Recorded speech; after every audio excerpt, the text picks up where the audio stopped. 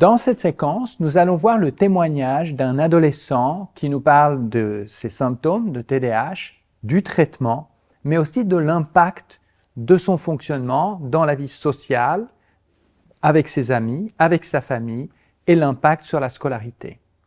Donc voilà, bonjour, merci d'avoir accepté au fond de donner ton vécu, ton impression sur ce qu'est le TDAH. Alors, essaye de m'expliquer peut-être le parcours qui t'a amené à considérer que tu pourrais avoir un problème d'attention. Pendant toute ma scolarité, on m'a beaucoup répété que j'écrivais mal, que je faisais des fautes d'orthographe. Je suis quelqu'un qui fait énormément de fautes d'orthographe, j'ai beaucoup de soucis avec ça.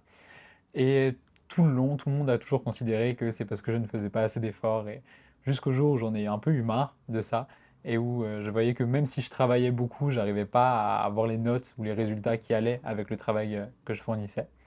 Et en parlant avec des amis, je me suis dit que le profil en fait qu'ils décrivaient du TDAH me correspondait assez bien et que ce serait peut-être du coup intéressant de faire ce test. Et alors, t'as fait quoi? T'as été sur l'Internet pour comprendre? T'as fait quoi au fond? Alors j'en ai parlé à mes parents déjà à la base, après avoir fait effectivement des recherches sur Internet, après en avoir discuté avec plusieurs de mes amis qui sont eux-mêmes atteints de troubles de l'attention. Et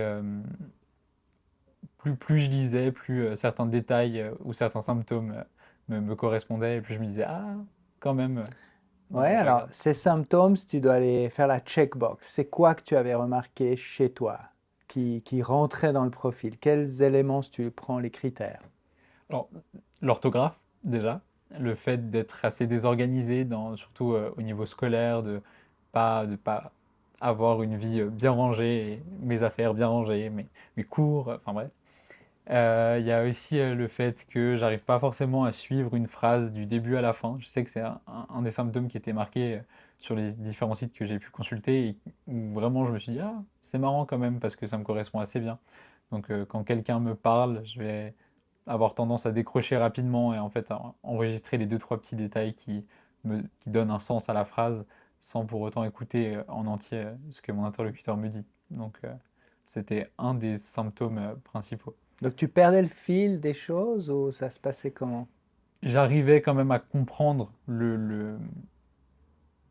la globalité de la phrase, le sens principal de la phrase, mais quand quelqu'un me parle assez rapidement, en fait, je vais totalement décrocher de ce qu'il me dit, et puis je vais réussir à répondre quand même en fonction des quelques mots que j'ai pu écouter. Et donc, ok, il y avait ça, il y avait d'autres choses encore? Il y a le fait que j'avais un certain comportement, je sais pas comment je pourrais décrire ça, mais un peu très très impulsif sur certaines choses. Donne-moi des exemples. Ou bah, typiquement, si j'avais envie de faire quelque chose, je vais, je vais le faire, quoi. Et comment dire, ouais, si j'avais envie de faire quelque chose, je vais me mettre à fond là-dedans, et puis je peux lâcher d'un coup. Je vais tout donner pour quelque chose qui me plaît, beaucoup moins pour quelque chose qui ne me plaît pas.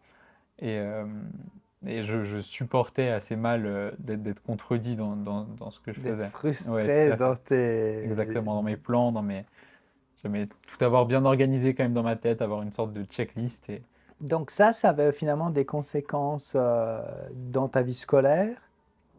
Ça, c'était un problème, donc ça, tu l'as remarqué. Mais est-ce que ça avait un problème, ça avait des conséquences dans ta vie, par exemple, avec tes proches, dans ta vie sociale? Tu dirais que ça avait un impact? assez peu, à part avec mes parents, parce que ça a causé quand même certains désaccords, bah, en lien aussi avec l'école, mais pour cette intolérance à la frustration et d'autres.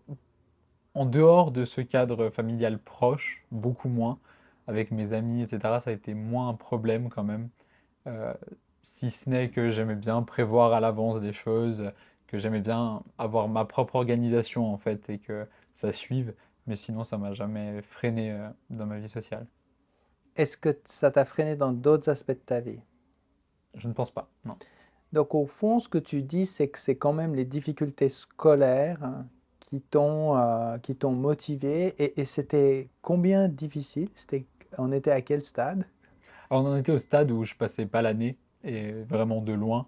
J'avais beaucoup de moyennes en dessous de 4 et je comprenais pas réellement. Parce que alors j'ai jamais été un gros bosseur, je le reconnais, mais j'arrivais pas non plus à travailler et je comprenais pas pourquoi j'arrivais pas à me poser derrière une feuille et juste travailler dessus 3 heures d'affilée comme certaines personnes le font, alors que moi, en 5-10 minutes, c'était fini pour moi. Ok, donc on a mis en place un traitement, on t'a proposé, enfin je t'ai donné un certain nombre d'explications de qu'est-ce que c'est le trouble, qu'est-ce que ça veut dire, ça s'appelle la psychoéducation. Et puis après, on t'a aussi donné un traitement médicamenteux. Ok. Et alors, essaye de m'expliquer ce qu'a représenté ce traitement, de son introduction à l'effet, qu'est-ce que ça signifie de prendre un traitement comme ça? Alors au tout début, en fait, j'ai tout de suite vu les résultats, malgré le fait que j'étais surdosé, et sous-dosé, pardon. Donc je pense pas que ce soit le médicament, je pense que c'était aussi quelque part quelque chose qui me faisait dire, ok, bah là, ça va marcher maintenant, enfin, c'était pas de ta faute, et puis maintenant on va faire en sorte que ça aille, et ce médicament-là, il va t'aider. Et donc rapidement, j'ai vu mes notes monter, j'ai vu ma faculté de concentration augmenter aussi. Et plus le dosage augmentait, plus effectivement on arrivait sur quelque chose où vraiment je pouvais me concentrer. Et donc c'était vraiment cool. C'était Ok. vraiment très agréable à voir et à découvrir parce que c'est pas quelque chose dont j'avais l'habitude et que je connaissais. Donc je découvrais un peu des facultés qui m'étaient cachées jusque-là. Comme Et quoi, par exemple? bah, comme le fait de pouvoir s'asseoir devant un bureau et essayer de travailler plus de 10 minutes d'affilée, comme le fait de pouvoir lire un livre sans lire 3 fois la même ligne parce qu'on oublie de lire.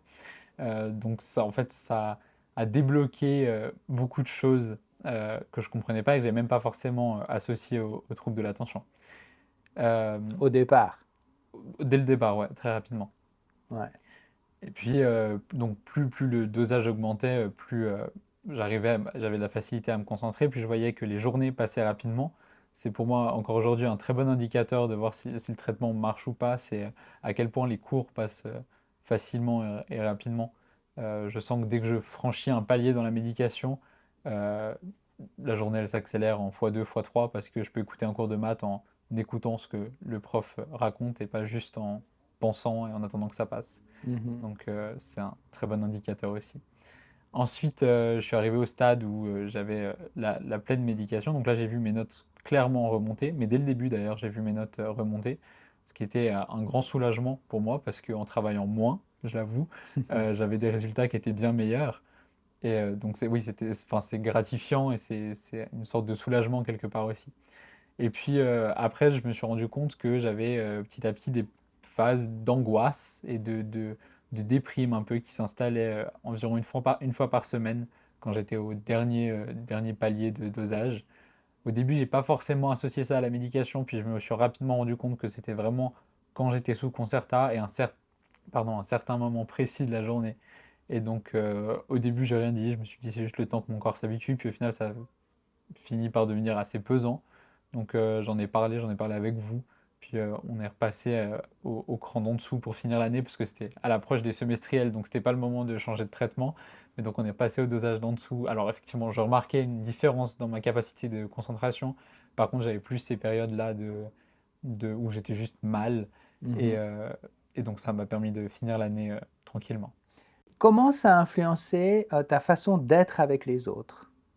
Alors moi, je remarque pas une modification de mon comportement. En revanche, certains de mes amis les plus proches savent me dire quand est-ce que j'ai pris mon médicament et quand est-ce que je ne l'ai pas pris. Pourquoi? C'est quoi les Eux, indices? alors ils remarquent que je suis beaucoup plus d'énergie en fait enfin, que je suis comme une pile électrique quand j'ai pas mon traitement, où je vais avoir 10 000 idées en tête, je vais bouger partout, il y a une sorte d'irritabilité aussi que j'ai sans mon traitement, que j'ai moins avec mon traitement. Et avec tes parents? Avec mes parents, ça a changé aussi. Alors, bah, sur les mêmes critères, mes parents qui supportaient assez mal quand même d'avoir du bruit tout le temps, de l'agitation tout le temps, je pense que c'est un certain soulagement à ce niveau-là. Et puis, le fait que les notes, ça aille mieux, Ouais, fait que notre relation va mieux aussi, c'est moins conflictuel, ils sont moins en clairement, train de te harceler pour que tu travailles, j'imagine. clairement. Qu'est-ce que toi-même, tu dis? Est-ce que tu dirais que ça a changé ton caractère, ta personnalité, qui tu es? Essaye de parler de ton identité. pense pas que mon identité ait réellement changé avec un diagnostic ou avec un traitement. Je reste la même personne, j'ai toujours les mêmes centres d'intérêt, les mêmes passions. Hmm, Il y a des aspects de ma personnalité qui ont changé, plus je pense sur ce qui est visible pour les autres, où j'arrive mieux à me canaliser, où j'arrive mieux à redescendre et à me calmer un peu.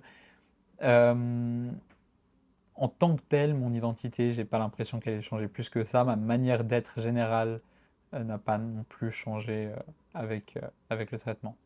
Avant que tu sois diagnostiqué, puis que tu aies appris les critères, etc., quelle était ton idée, pour autant que tu en aies eu, ton souvenir de ce que tu pensais était le problème d'attention?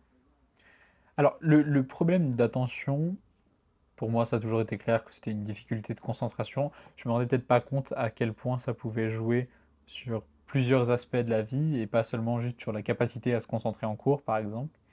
Et ensuite, pour moi, il était très lié à l'hyperactivité. Pour moi, les deux étaient presque indissociables et une personne avec un trouble de l'attention, un TDAH, était un peu forcément hyperactif. Je te remercie vraiment pour ce témoignage, hein, pour nous avoir partagé au fond tout ce processus du diagnostic au traitement et à la façon dont tu vois les choses aujourd'hui. Merci à toi. Merci à vous.